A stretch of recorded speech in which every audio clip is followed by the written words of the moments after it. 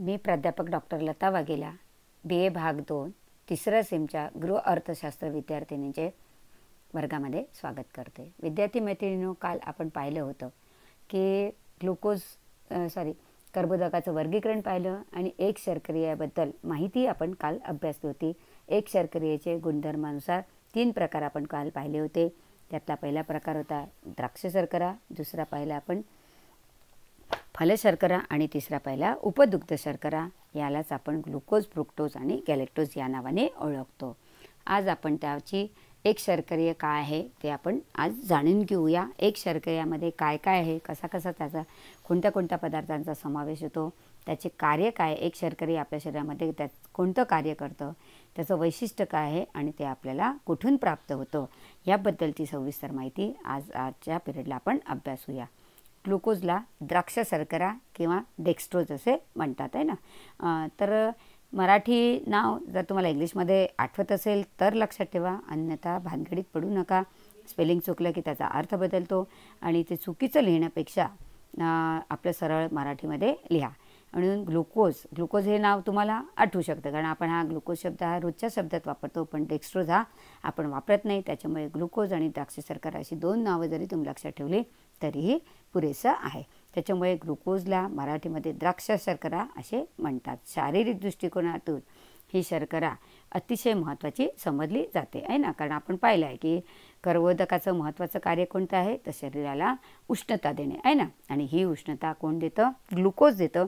आपल्याला सगळ्यांना माहिती आहे की चक्कर आली किंवा बरं नसेल किंवा एखादा व्यक्ती आजारी असेल, हॉस्पिटलमध्ये नेल्याबरोबर त्याला उष्णता त्याची शरीरातील आंतर्गिक आणि बाह्य काम तर त्याला इच्छा असेल तर करेल, नसेल तर नाही करणार, परंतु आंतर्गिक क्रिया ज्या असतात आहे ना, श्वसन आहे, नाडीचे ठोके आहे, मज्जासंस्थेचं कार्य आहे, किडनीचं कार्य आहे ना, रक्तशुद्धीकरणाचं हृदयाचं कार्य आहे, फुफ्फुसांचं कार्य आहे, तर ही सगळी अनैच्छिक कार्यांमध्ये समाविष्ट होतात। आणि त्याच्यामुळे या कार्यासाठी तरी व्यक्ती आजारी काय इवन कोमामध्ये असला तरीही त्याला उष्णतेची आवश्यकता असते आणि त्यामुळे त्याला दवाखान्यात गेल्याबरोबर सलाईन लावतात। सलाईनच्या माध्यमातून त्याच्या शरीरामध्ये ग्लुकोज पाठवला जातो। हा ग्लुकोज रक्तामध्ये मिसळतो आणि त्याला आतली जी इंद्रियांची अवयवांची कार्य असतात ती कार्य पार पाडायला मदत करते आणि त्याच्यामुळे ग्लुकोजचं मानवी जीवनामध्ये शारीरिक दृष्टिकोनातून अत्यंत महत्त्वाचं स्थान आहे असं समजलं जातं। शरीरात शक्ती उत्पन्न करण्यासाठी याचा उपयोग होतो आहे ना। शरीराला जी उष्णता आणि शक्ती लागते, आताच मी 2 मिनिटापूर्वी सांगितलं की शरीराला उष्णता कशासाठी लागते, तर ऐच्छिक आणि अनैच्छिक कार्य करण्यासाठी। तर ही उष्णता आपल्याला कुठून मिळते? या ग्लुकोजपासून मिळू शकते। आताच आपण म्हटलं की आता ग्लुकोज आहे त्या बॉटलमध्ये भरतात किंवा उन्हाळ्याच्या दिवसांमध्ये ग्लुकोजची ॲडव्हर्टाईज येते, ग्लुकोज C, ग्लुकोन D आहे ना। ग्लुकोन C म्हणजे संत्र्याचा म्हणजे रसासारखा त्याचा रंग असतो, ऑरेंज कलर। ग्लुकोन D हा साधा असतो आहे की नाही। म्हणजे याचा अर्थ असा की ग्लुकोज हा आपल्याला कृत्रिम पद्धतीने तयार करता येतो, औषध म्हणून आपण त्याचा मेडिकलमध्ये सर्रास वापर होतो। आणि म्हणून ग्लुकोन D हा कशापासून तयार केला जातो? ही कृत्रिम पद्धतीने तयार केली जाते। तर ही तयार करताना स्टार्चचे जलविघटन हायड्रोलिसिस आहे ना करून मोठ्या प्रमाणात ही शर्करा तयार केली जाते। तर स्टार्च काय हे आपण नंतर पाहणार आहोत। स्टार्च हा बहुशर्करेचा एक प्रकार आहे। त्यातला पाण्याचा अंश काढला जातो, त्याला कोरडं केलं जातं आणि ही जी प्रक्रिया केली जाते कोणती? जलविघटनाची, त्याला काय म्हणतात? हायड्रोलिसिस असे म्हणतात। म्हणजे त्याच्यातला पाण्याचा अंश काढला जातो आणि मोठ्या प्रमाणामध्ये म्हणजे पोत्याने क्विंटलने तुम्हाला ज्या प्रमाणात तयार करायची असेल त्या मोठ्या प्रमाणामध्ये ही साखर तुम्हाला तयार करता येते। आणि या साखरेचा वापर मेडिकल किंवा काय म्हणतात हॉस्पिटलमध्ये सर्रास केला जातो।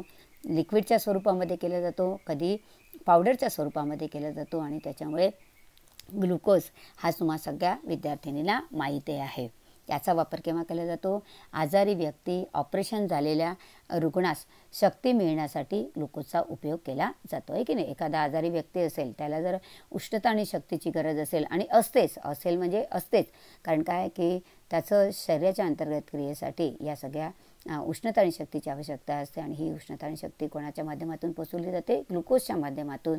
मग खूपच बरं नसेल तरच सलाईन लावलं जातं, पण सर्वसाधारण बरं नसेल तर मात्र ग्लुकोजची पावडर पाण्यामध्ये टाकली जाते आणि दिली जाते. अजून एक पावडर आहे, इलेक्ट्रॉल पावडर आहे ना. जेव्हा ताप खूप फणफणून येतो तेव्हा इलेक्ट्रॉल पावडर देतात. इलेक्ट्रॉल पावडर हा सुद्धा आपल्याला डायरेक्ट उष्णता आणि शक्ती देतं, पण इलेक्ट्रॉल पावडरमध्ये इतरही अनेक पोषक घटकांचा समावेश असतो, परंतु ग्लुकोजमध्ये फक्त आणि फक्त काय असतं, कर्बोदक असतं. आणि त्याच्यामुळे ग्लुकोज आणि इलेक्ट्रॉल या दोन्ही पावडरमध्ये फरक आहे. जेव्हा फक्त आपल्याला कर्बोदकाची आवश्यकता असते तेव्हा ग्लुकोज घेतला जातो, पण जेव्हा तापासारखी अवस्था असते तर तापामध्ये इतरही पोषक घटकांची आवश्यकता असते, तर ते इतर पोषक घटक जर एखाद्या आजाराला द्यायचे असेल किंवा एखाद्या व्यक्तीला जर आपल्याला न जेवता पोचवायचे असेल तर अशा व्यक्तीला आपण इलेक्ट्रॉल पावडर देऊ शकतो. इलेक्ट्रॉल आणि ग्लुकोज हे दोन्ही उष्णता आणि शक्ती देणारे काय म्हणतात औषधं आहे. आणि त्यांचा वापर हा शारीरिक दृष्टिकोनातून आजारी अवस्थेमध्ये किंवा ऑपरेशन झाल्यानंतर व्यक्ती जेव्हा जेवू शकत नाही, त्याची पचनशक्ती कमजोर झालेली असते, असे अनेक आजार असतात की ज्यांचा पचन, शोषण आणि याच्याशी संबंध असतो. मग अशा वेळेस ग्लुकोजचा पुरवठा केला जातो, जेणेकरून त्याच्या अंतर्गत अवयव असतात, पचन संस्थेचे जे अवयव आहे त्याला आराम मिळतो आणि व्यक्तीला आंतरिक आणि बाह्य कामासाठी उष्णता आणि शक्ती मिळते. आणि म्हणून ऑपरेशन झालेल्या रोग्यास शक्ती मिळण्यासाठी ग्लुकोज दिला जातो. मग तो सलाईनच्या माध्यमाने दिला जातो किंवा पावडरच्या स्वरूपात दिला जातो. खाली ग्लुकोज शर्करा प्राप्तीची साधनं दिलेली आहे. तर त्याच्यामध्ये द्राक्ष, अंजीर आणि खजूर आहे ना. द्राक्षापासून मी आताच म्हटलं मागच्या पिरियडला की त्याच्यापासून काय तयार होतं, काळा मनुका आणि किशमिश तयार होते आहे ना. काळा मनुका पुन्हा केव्हा वापरला जातो, आजी सांगते की ताप आला असेल तर म्हणतात काळा मनुका रात्री पाण्यात भिजवा, सकाळीपर्यंत तो फुगून जातो. फुगलेला काळा मनुका चावून घ्यायचा आणि त्याचं जे पाणी आहे ते पाणी पिऊन घ्यायचं. म्हणजे काय होतं, शरीरामध्ये थंडावा येतो. असं पोटामध्ये पण एखाद्या वेळेस तुम्ही खाऊन पहा, पोटामध्ये एकदम गारवा वाटतो. म्हणजे उष्णतापासून शरीरामध्ये जे टेम्परेचरमुळे आपल्याला जे गरम वाटतं तर ती गरमी कमी कशामुळे होते, या काळ्या मनुकामुळे होते. आणि द्राक्ष ही साध्या अंगूरला म्हणजे त्याच्यातलं पाण्याचा अंश करून त्यापासून तयार केली जाते. त्याच्यानंतर अंजीर पण खूप गोड असतं, परंतु काय द्राक्षामध्ये फक्त ग्लुकोज असतो, पण अंजीरमध्ये कॅल्शियम आहे, लोह आहे, इतरही जे पोषक घटक आहे जे आपल्या शरीरामध्ये वेगवेगळ्या प्रकारचं कार्य करतात. तर त्या अंजीरमध्ये सुद्धा ग्लुकोजचं प्रमाण सगळ्यात जास्त आहे, भरपूर आहे. त्याच्यानंतर खजूर आहे ना. खजूरसुद्धा काय म्हणतात, खजूरला वाळवून त्याच्यापासून खारीक तयार केली जाते, परंतु खारीक ही वाळलेली असते आणि खजूर हा त्याच्यापेक्षा जास्त गोड असतो.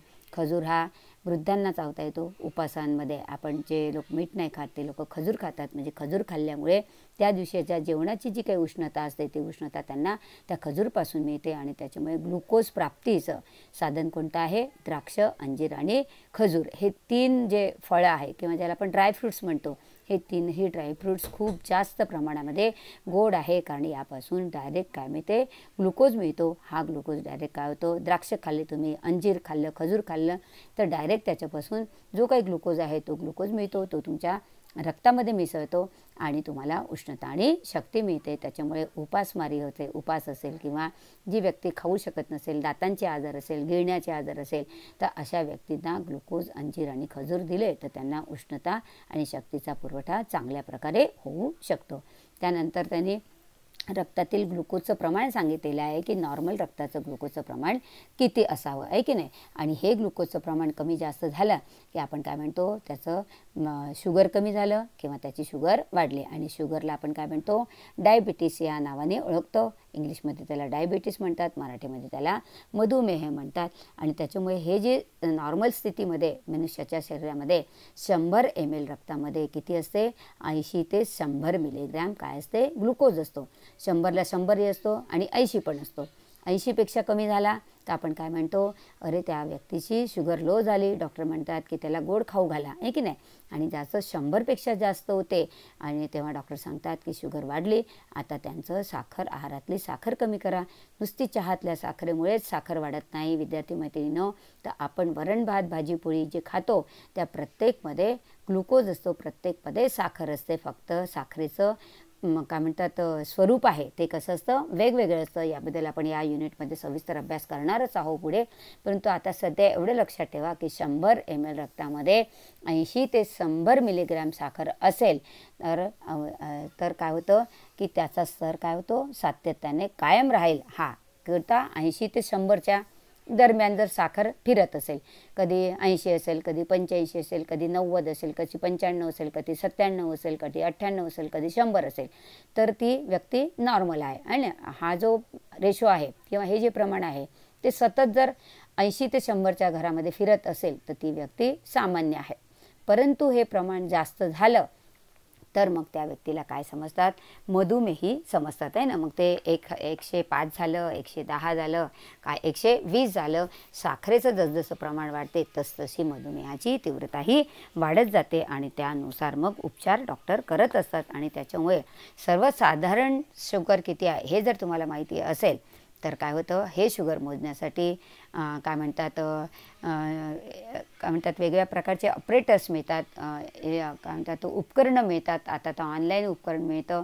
त्याच्यामध्ये म्हणजे एक छोटंसं असं डब्बीसारखं यंत्र असतं, त्याच्यामध्ये काच असते, काचेच्या खाली आकडे येतात आणि त्या काचेच्या सारख्या किंवा जे प्लास्टिक असेल किंवा त्या ट्रान्सपरंट पारदर्शक जो भाग असतो त्याच्यावर जर तुम्ही तुमचं बोट ठेवलं तर तुमच्या शरीरामध्ये रक्तात किती ग्लुकोज आहे हे खाली आकडे लिहून येतात.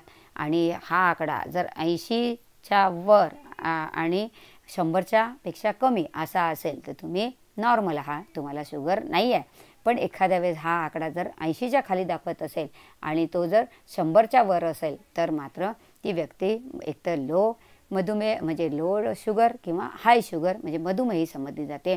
आणि हे एक प्रकारचं तुमच्या शरीरातील रक्त मोजण्याचं यंत्र आहे. आणि या डायबिटीज या साखरेच्या कमी जास्त प्रमाणामुळे मनुष्याला शरीराला अनेक प्रकारच्या व्याधी होतात. हे आपण पुढे नंतर हळूहळू पुढे अभ्यासणारच आहोत. आणि त्याच्यामुळे सध्या ऑब्जेक्टिव्हच्या दृष्टिकोनातून एखाद्या वेळेस विचारतात की सर्वसामान्य मनुष्याच्या सर्वसामान्य स्थितीत साखरेचं प्रमाण रक्तामध्ये किती असतं, तुम्हाला ऑप्शन दिले जातील 80 ते 100, 70 ते 90 आहे ना, असे वेगवेगळे ऑप्शन असेल तर त्यातलं तुम्हाला कोणतं ऑप्शन निवडायचं आहे, 80 ते 100 आणि काय मिलीग्रॅम आहे ना, मिलीलिटर 100मध्ये 100 आहे ना, म्हणजे जेवढ्याला तेवढं. आणि ते जर कमी असेल तर 80च्या खाली नको आणि 100च्या वर नको. आणि अशा प्रकारे रक्तातील ग्लुकोजचं प्रमाण हे ठरवलं जातं आणि त्यानुसार त्या व्यक्तीला लो शुगर आहे, हाय शुगर आहे किंवा ती सर्वसामान्य आहे याची तपासणी केली जाते. आता आपण पाहणार आहोत की ग्लुकोजचं कार्य काय आहे ना. आपण ग्लुकोजचं कार्य पाहणार, फ्रुक्टोजचं कार्य पाहणार आणि गॅलेक्टोजचं कार्य पाहणार. तुम्ही म्हणाले मॅडम एवढं काय आम्हाला डोकंदुखी आहे, तुम्हाला कुठेतरी असं वाटत असेल. आणि मला कल्पना आहे हा विषय थोडासा कठीण आहे, म्हणजे ऑनलाईनसुद्धा मुलींना एकदम सहसा लक्षात येत नाही. तुम्हाला आठवत असेल मागच्या वर्षी मी अनेकदा सांगितलं होतं की यावर्षीचं गृहअर्थशास्त्र सोपं आहे पण पुढच्या वर्षीचं मात्र थोडंसं कठीण आहे. आणि त्याच्यामुळे तुम्हाला थोडंसं लक्षात ठेवायला हा भाग थोडासा कठीण आहे. परंतु जर तुम्ही व्यवस्थित समजून घेतलं, हा व्हिडिओ 4-5दा ऐका, जास्तदा ऐका आणि समजून घ्यायचा प्रयत्न करा. काही अडचण असेल, मला थोडीशी माझा घरगुती प्रॉब्लेम असल्यामुळे मी तुमचं ऑनलाईन घेत नाही, परंतु पुढच्या मंगळवारी जर आपण म्हणजे पुढच्या मंगळवारी तर मात्र मी ऑनलाईनच तुम्हाला शिकवणार आहे. तोपर्यंत जेवढे व्हिडिओ पाठवलेले आहे तेवढे व्हिडिओ वाचून ठेवा किंवा त्याच्यातलं तुमच्या डिफिकल्टी काढून ठेवा. जोपर्यंत तुम्ही व्हिडिओ ऐकणार नाही तोपर्यंत काय समजलं आणि काय नाही समजलं हे तुम्हाला कळणार नाही. त्याच्यामुळे सगळ्यांना आदेश नाही, आता रिक्वेस्टच करावी लागेल की तुम्ही सगळ्यांनी व्हिडिओ ऐका. त्यातले काय म्हणतात तुम्हाला जे काही अडचणी असेल त्या अडचणी काढून ठेवा आणि मग आपण ऑनलाईनच्या पिरियडला त्या सगळ्या अडचणी सोडवू. हा एवढा पॉईंट झाला की मी एक युनिट आपलं झालेलं आहे विद्यार्थी मैत्रिणींनो, आपण दुसऱ्या युनिटकडे वळलेलो आहोत. तर एक युनिटमध्ये मी तुम्हाला 2 दिवसाचा वेळ देईल किंवा जास्तीत जास्त 3 दिवसाचा वेळ देईल. आणि ऑनलाईन मी तुम्हाला जशी आता यांची MCQ होत आहे तशी MCQची मी तुम्हाला प्रश्नपत्रिका पाठवेल. ती प्रश्नपत्रिका कोण सोडवत आहे, कोणाला किती मार्क मिळालेले आहे हे सगळं आम्हाला आमच्या लॅपटॉपमध्ये दिसेल. त्याच्यामुळे ती परीक्षा द्यायच्या तयारीमध्ये तुम्ही सगळ्यांनी याचा अभ्यास करायचा आहे. म्हणजे मला लक्षात येईल की किती मुली हा व्हिडिओ पाहून राहिल्या आहे, किती मुलींनी ऐकलं आहे आणि किती मुली त्याच्याकडे दुर्लक्ष करत आहे. ऑनलाईन सगळ्यांचं जमत नाही म्हणून मी व्हिडिओ पाठवते. व्हिडिओ पाठवताना मला तुमच्यापेक्षा जास्त वेळ द्यावा लागतो आणि त्यामुळे मी दिलेल्या वेळेला जर तुम्ही अभ्यास केला तर तुम्हाला त्याचा फायदा होणारच आहे निश्चित. आणि हे जे वर्ष आहे हे याच पद्धतीने अभ्यास होणार आहे आणि तुमचंही कदाचित फायनलसारखं MCQ सगळ्या विषयाच्या MCQ होतील आणि त्यानुसार तुमचं पासिंग होणार आहे. आणि त्याच्यामुळे एका युनिटमध्ये 4-4 पॉईंट आहे. त्या 4 पॉईंटमध्ये कुठला ऑब्जेक्ट येऊ शकतं हे तुम्हाला माहिती नाही आणि त्याच्यामुळे तुम्हाला थोडासा सविस्तर अभ्यास करावा लागणार आहे. तर आपण आता पाहू द्राक्ष शर्करा किंवा जिला आपण ग्लुकोज या नावाने ओळखतो तर ग्लुकोज काय कार्य करतं. तर सगळ्यात पहिलं कार्य द्विशर्करीय आणि बहुशर्करीयचं पचन झाल्यानंतर त्याचं रूपांतर कशामध्ये होतं, ग्लुकोजमध्ये होतं.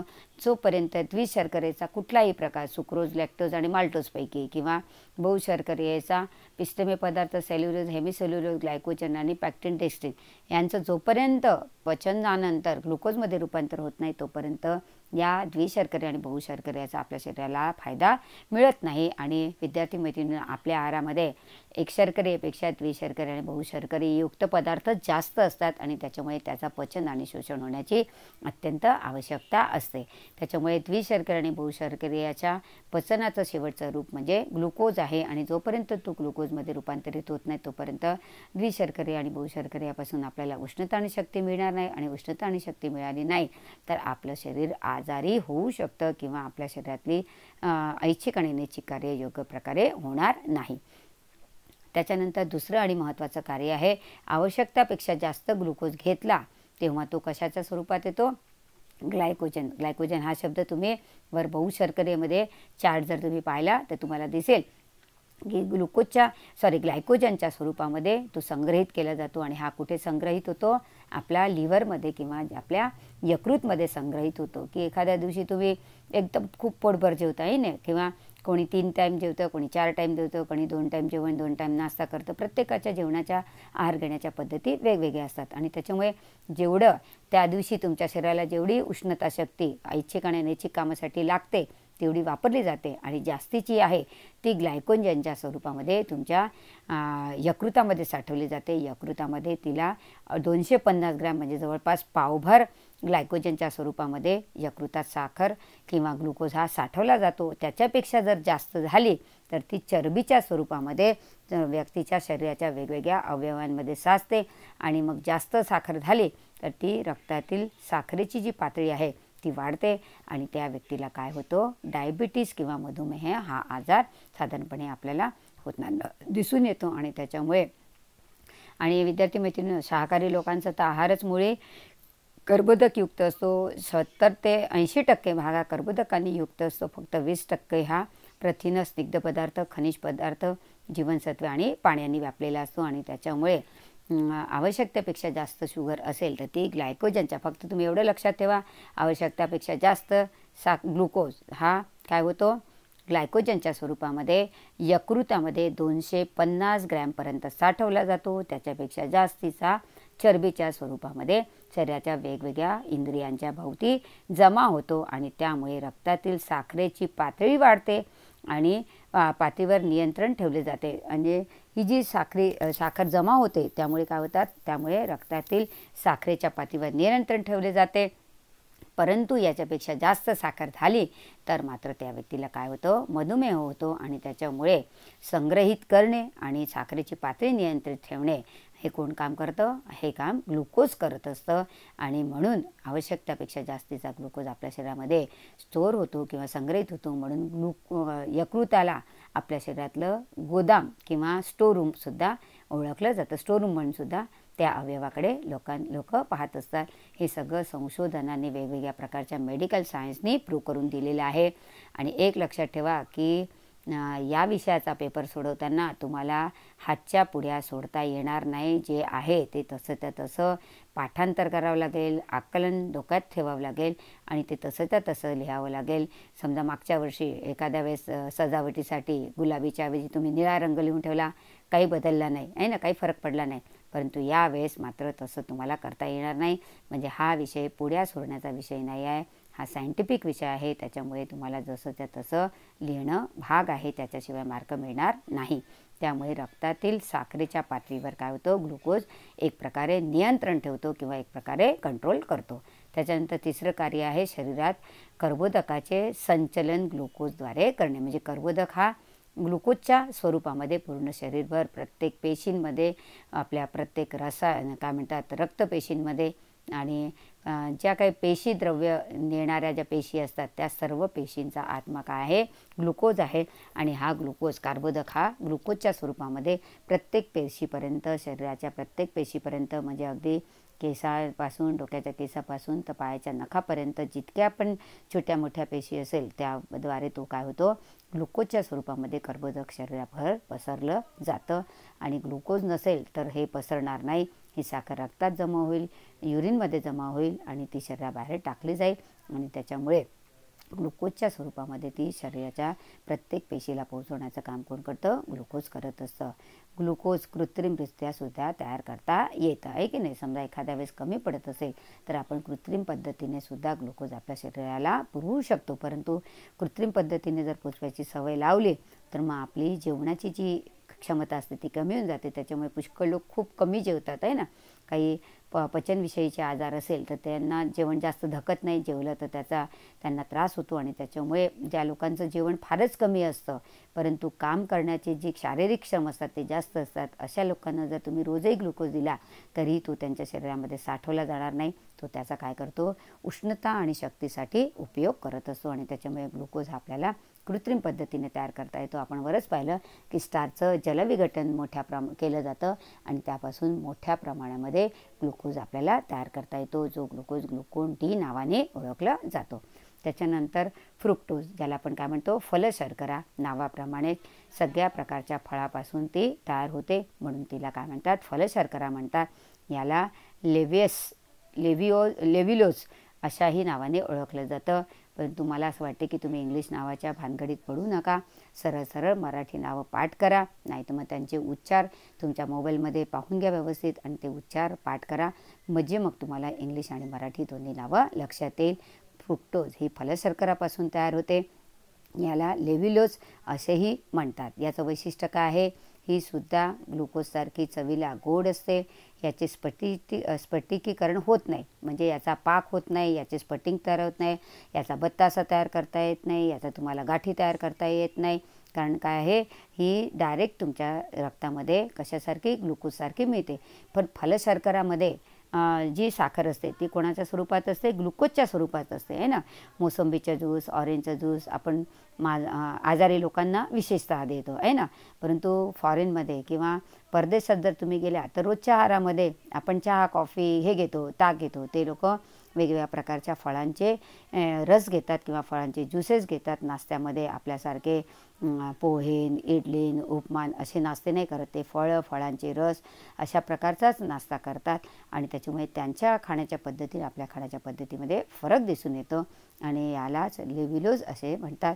साखर चवीला अतिशय गोड, त्याचं स्फटिक होत नाही आणि पिकलेल्या फळांमध्ये फ्रुक्टेजचे प्रमाण सगळ्यात जास्त असते. म्हणजे फळ जसजसं पिकतं तसतसं त्याच्यामध्ये फलशर्करा तयार होते. याचं एक उदाहरण मी तुम्हाला सांगू इच्छिते की वाटाणा, उदाहरणार्थ वाटाण्याचे दाणे, शेंगा असेल तर कोवळे दाणे जर तुम्ही तोंडात टाकले तर कसे वाटतात, गोड वाटतात. पण तोच वाटाणा वाळल्यानंतर, आहे ना, किराणाच्या दुकानात गेल्यानंतर कडधान्य म्हणून जर तो वाटाणा आणला तो जर तुम्ही तोंडात टाकला तर तुम्हाला कडू वाटतो. तो तर तुम्ही टाकतच नाही शक्यतोवर. परंतु वाटाणे जेव्हा सीझन जायला आली तेव्हा वाटाणा कसा असतो, मोठा होऊन जातो, आहे ना.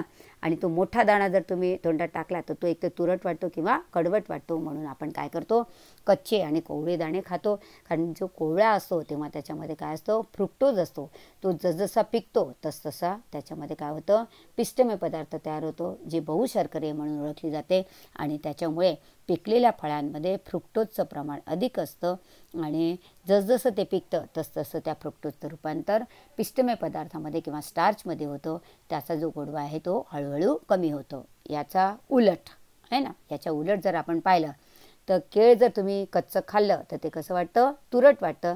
कारण त्याच्यामध्ये कोणती शर्करा असते, पिष्टमय पदार्थ जो किंवा स्टार्च असतो. तो जसजसं केळ पिकतं तसतसं त्या स्टार्चचं रूपांतर कशामध्ये होतं, ग्लुकोजमध्ये होतं किंवा फलशर्करेमध्ये होतं.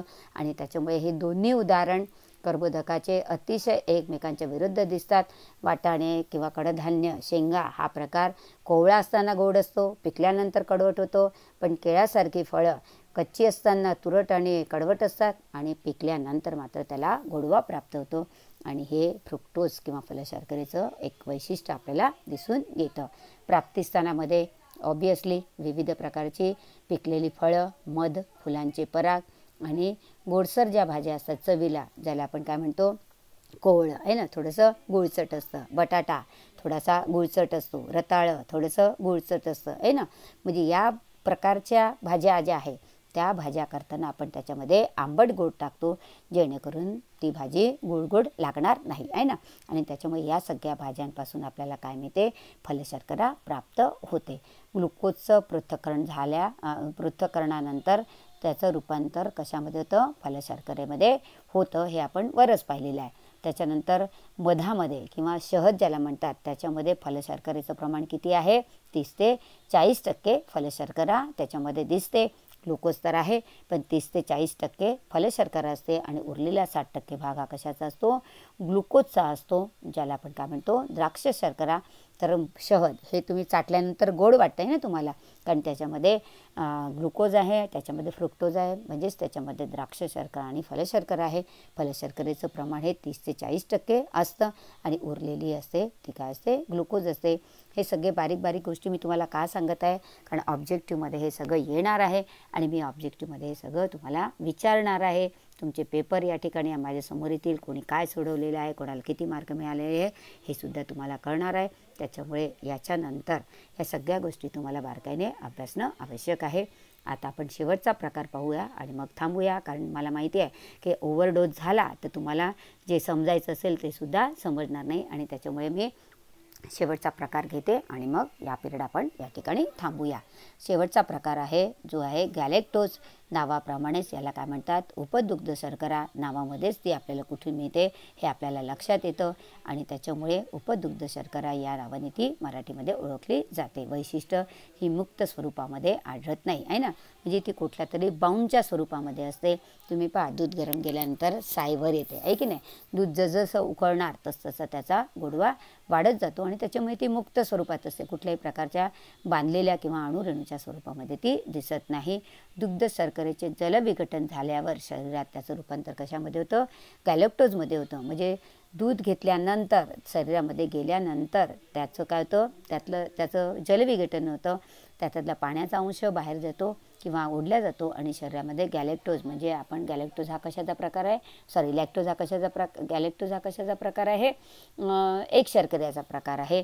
आणि मग त्याच्यापासून काय तयार होते, गॅलेक्टोज तयार होतो. म्हणजे दुधात आपण पहिलंच पाहिलं की मुक्त स्वरूपात असते आहे ना, आणि त्याच्यामुळे दुधातील साखरेचं जलविघटन झाल्यानंतर आपल्या शरीरामध्ये त्याचं रूपांतर कशामध्ये होतं, गॅलेक्टोजमध्ये होतं, कारण ती दुधामध्ये मुक्त स्वरूपात असते. त्याच्यामुळे दूध पिल्यानंतर ही प्रोसिजर झाल्यानंतर त्याचं जलविघटन झाल्यानंतरच तिचं शरीरामध्ये गॅलेक्टोजमध्ये रूपांतर होतं आणि हे गॅलेक्टोज आपल्याला काय देतं, उष्णता आणि शक्ती देतं. प्राप्तीची साधनं ऑब्वियसली दुधाशी संबंध असल्यामुळे दुधापासून मिळते आणि त्याच्यामुळे प्राप्तीची साधनं पाहताना आपल्याला असं दिसतं की दुग्ध शर्करेचे जलविघटन झाल्यावर ती शरीरामध्ये तयार होते. म्हणजे गॅलेक्टोज ही डायरेक्ट दुधात नाही आहे, तर ती जलविघटन झाल्यानंतर शरीरामध्ये तयार होणारी साखर आहे. एखाद्या वेळेस ऑब्जेक्टिव्हमध्ये येते की यापैकी ही साखर शरीरामध्ये तयार होते, तर तुम्हाला कोणता ऑप्शन निवडावा लागेल, गॅलेक्टोज किंवा दुग्ध शर्करा निवडावा लागेल. जसं फळ खाल्ल्यानंतर तुम्हाला डायरेक्ट फल शर्करा मिळते, त्याच्यानंतर काय म्हणतात द्राक्ष खाल्ल्यानंतर किंवा मनुका किंवा अंजीर किंवा खजूर खाल्ल्यानंतर तुम्हाला डायरेक्ट ग्लुकोज मिळतो, तसं दूध पिल्याबरोबर डायरेक्ट तुम्हाला गॅलेक्टोज मिळत नाही, तर त्याचं काय होतं, जलविघटन होतं आणि नंतर तुम्हाला मीन्स की तुमच्या शरीराला गॅलेक्टोज मिळतो आणि मग तो गॅलेक्टोज काय होतो, त्वरित कशामध्ये रूपांतरित होतो, ग्लुकोजमध्ये रूपांतरित होतं. गॅलेक्टोजवरही पुन्हा पचन होण्याची आवश्यकता नाही, कारण तो काय आहे, एक शर्करा आणि एक शर्करेचं वैशिष्ट्य आहे की त्याला पचनाची आवश्यकता नाही आहे, त्या स्वरूपामध्ये तो काय होतो, आपल्या शरीरामध्ये शोषण होतं आणि लगेच आपल्याला उष्णता आणि शक्ती मिळते. म्हणून आपण उपवासाच्या दिवशी दूध केळ खातो आहे ना, दूध पिलं, दूध केळ खाल्लं की जेवणाची पूर्ण बरोबरी होते, किंवा जेवणापासून जेवढी साखर मिळते तेवढी साखर तुम्हाला दूध केळापासून मिळते. म्हणजे भूक शांत आपली होऊ शकते. दूध आणि दुभत्याच्या पदार्थांमध्ये अल्प प्रमाणात आढळते आहे ना, दुधामध्ये योग्य आहे, परंतु दुधापासून जे तयार केलेले पदार्थ आहे, ताक आहे, लोणी आहे की नाही, यापासून मात्र हिचं प्रमाण काय होत जातं, जसजसे पदार्थ वेगवेगळे आपण बनवतो दुधाचे तसतसं याचं प्रमाणामध्ये काय होत जातो, फरक होत जातो. आणि त्याच्यामुळे उपदुग्ध शर्करा ही अशी आपल्या शरीरामध्ये डायरेक्ट तयार होते, त्याच्यामुळे बाहेर ती प्राप्त होत नाही, फक्त दुधातून मिळते. त्याच्यामुळे त्याची आपले वैशिष्ट्य वगैरे फारशी जास्त दिसत नाही. फक्त एवढंच लक्षात ठेवा दुग्ध शर्कराचं की ही मुक्त स्वरूपात असते, गॅलेक्टोज या नावाने ओळखली जाते, उपदुग्ध शर्करा नावाने ओळखली जाते. आणि जेव्हा दुग्ध शर्करेचे शरीरामध्ये जलविघटन होते तेव्हा हा गॅलेक्टोज तयार होतो आणि दूध दुभत्याच्या पदार्थांमात्र त्याचे प्रमाण कमी मिळते, कारण ते तुम्ही काय पदार्थ घेता त्यावर त्याचं शरीरामध्ये तयार होण्याचं प्रमाण हे अवलंबून असतं. तर या ठिकाणी आपण एक शर्करीय संपत आहोत. त्या एक शर्करेमध्ये आपण ग्लुकोज, फ्रुक्टोज आणि गॅलेक्टोज, आणि त्याचप्रमाणे जर त्याचं मराठीमध्ये जर नावं पाहिली तर ती मराठीमधली नावं कोणती आहे, तर द्राक्ष शर्करा, फल शर्करा आणि उपदुग्ध शर्करा, अशा 3 शर्करांची वैशिष्ट्य, त्यांची प्राप्तिस्थान आणि त्यांची कार्य काय आहे या दृष्टिकोनातून आपण अभ्यास केलेला आहे. आणि हे सगळं आपण खातो आहे ना, परंतु त्याचं काय होतं, कुठून मिळतं, त्याचं रासायनिक कार्य काय आहे, त्याचं फंक्शन काय आहे हे आपल्याला माहिती नाही. आणि त्याच्यामुळे आपण आवडतं ते जास्त खातो, नाही आवडत त्याच्याकडे दुर्लक्ष करतो आणि त्याचे कुठेतरी आपल्या शरीरावर दुष्परिणाम होतात. आणि म्हणून विद्यार्थी मैत्रिणींनो, अन्नातील हे पोषक घटक जर तुम्ही समजून घेतले तर कोणत्या पदार्थाचा आहारात किती समावेश करावा याची तुम्हाला ओळख होईल, याची तुम्हाला माहिती मिळेल. आणि त्यानुसार तुम्ही त्याचा आहारामध्ये समावेश केला तर मात्र निश्चित तुम्हाला त्याचा कुठेतरी फायदा होऊ शकतो. द्विशर्करीय आपण काय करू, पुढच्या पिरियडला घेऊया. या ठिकाणी आपण काय करू, थांबूया. आणि अशा पद्धतीने आपला हा पिरियड या ठिकाणी आम्ही संपवते. घरी राहा, सुरक्षित राहा, स्वतःची काळजी घ्या, घरच्या लोकांची काळजी घ्या. आता तुम्हाला आहाराबद्दल माहिती होऊ लागलेली आहे, त्याच्यामुळे त्या आहाराचा तुमच्या घरच्या लोकांच्या आहारामध्ये, तुमच्या आहारामध्ये समावेश करा आणि स्वतःचं संरक्षण करा. या ठिकाणी आपण पिरियड संपूया. पुढच्या पिरियडला पुन्हा भेटूया.